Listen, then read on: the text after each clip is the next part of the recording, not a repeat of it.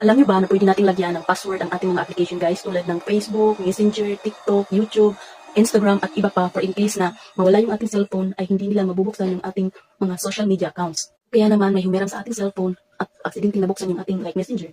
Di ba guys? Kaya dapat importante may password yung ating application para safe pa rin yung ating privacy. Kaya for today's video ay tuturo ko sa inyo kung paano lagyan ng password ang ating mga applications. Kaya sundan mo lamang at tapusin ang video na ito. Ito na nga guys, punta lang tayo sa ating settings.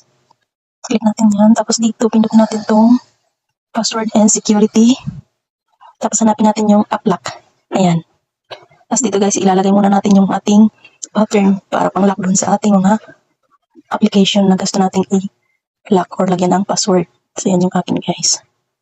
Tapos dito guys, i-click lang natin itong mga apps na gusto natin lagyan ng lock or yung mga application na gusto natin lagyan ng password.